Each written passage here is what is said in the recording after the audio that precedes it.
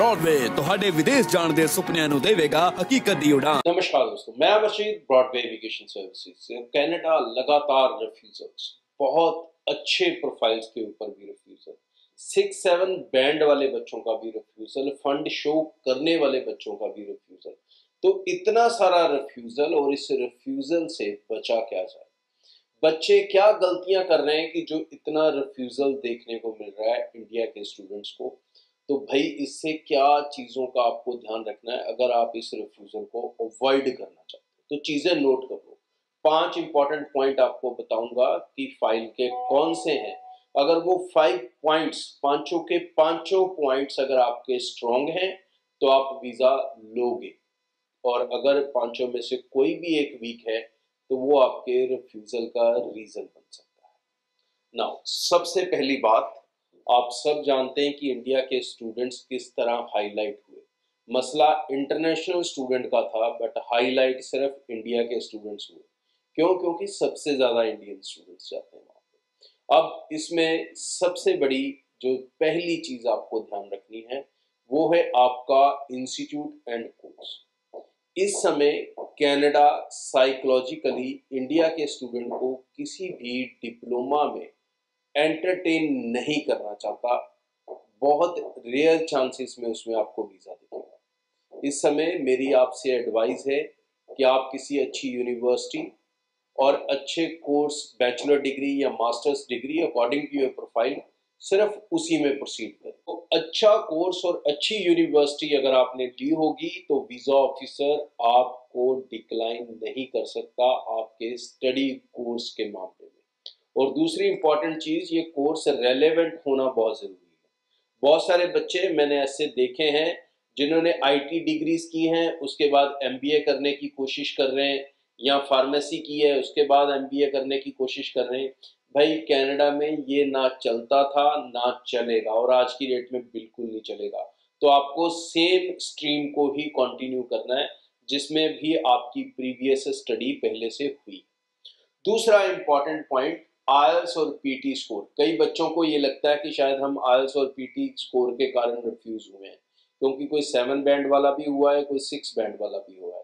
भाई आईएलटीएस या पीटी आपके रिफ्यूजल का रीज़न नहीं है, क्योंकि जिस भी इंस्टीट्यूट में आप जा रहे हो, अब मान लो मैं तो यूनिवर्सिटी की बात करूंगा या डिग्री प्रोग्राम्स की, अगर आप इनमें जा रहे हो, इनकी रिक्वायरमेंट डेफिनेटली आप पूरी करके जा रहे हो, तभी आपको यूनिवर्सिटी एडमिशन दे रही है।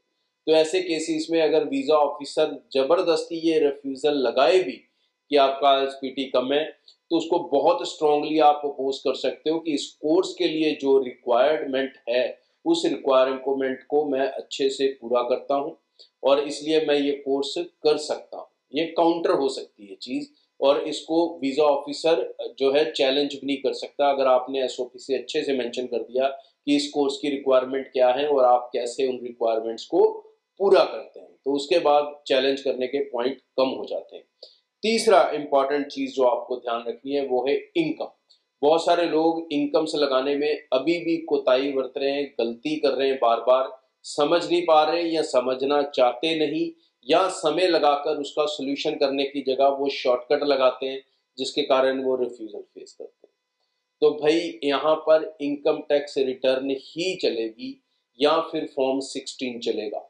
यहाँ आपके एग्रीकल्चर के जे फार्म नहीं चलेंगे।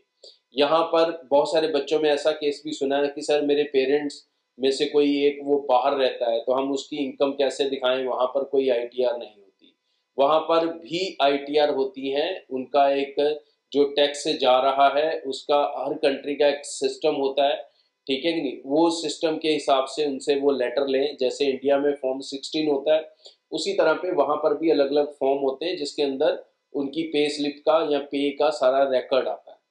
तो वो रिकॉर्ड वहाँ से मंगवाएं और उसे साथ में लगाएं। अगर वो नहीं लगाना चाहते हो आप, तो अपनी फैमिली के कोई भी 2 मेंबर ले लें, मदर ले लें, उसके साथ फादर ले लें, या ब्रदर ले लें, बड़ा या बड़ी सिस्टर हो जो आपसे बड़ा हो और कमाता हो, और उनकी आईटीआर हो।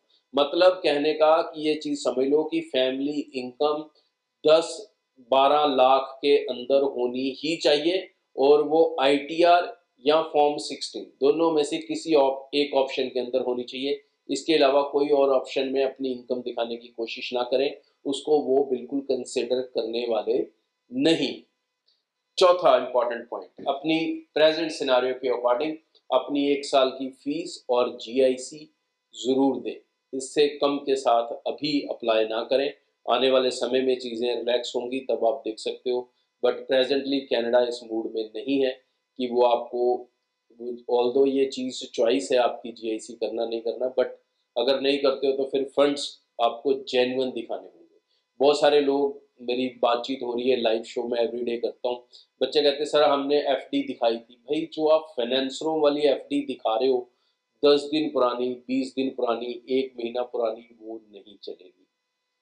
उनको पुराने मतलब पुराने फंड्स चाहिए। 4 महीने की बैंक स्टेटमेंट उन्होंने मांगी है आपसे, उनको 4 महीने ही पुराने फंड्स दिखाने की कोशिश करो।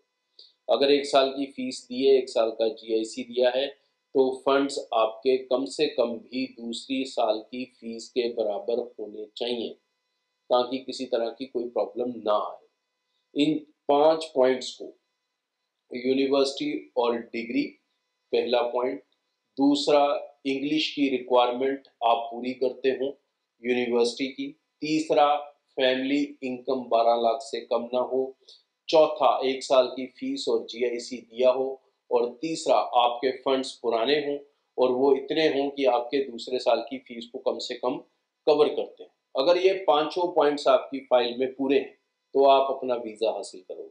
अगर पांचों में से कोई भी एक मिस किया है आपने, तो इस समय वीज़ा लेना मुश्किल हो जाएगा। फिर थोड़ी देर रुक जाओ, आने वाले दिनों में अगर वीएफएस, आईआरसीसी रिलैक्स होती है, एम्बेसी रिलैक्स होती है, तो अपनी फाइल लगाने की सोचो। प्रेजेंटली लगानी है तो भाई इन मापदंड को पूरा करके ही अपनी फाइल सबमिट करो। Thank you. ब्रॉडवे ਤੁਹਾਡੇ ਵਿਦੇਸ਼ ਜਾਣ ਦੇ ਸੁਪਨਿਆਂ ਨੂੰ ਦੇਵੇਗਾ ਹਕੀਕਤ ਦੀ ਉਡਾਨ।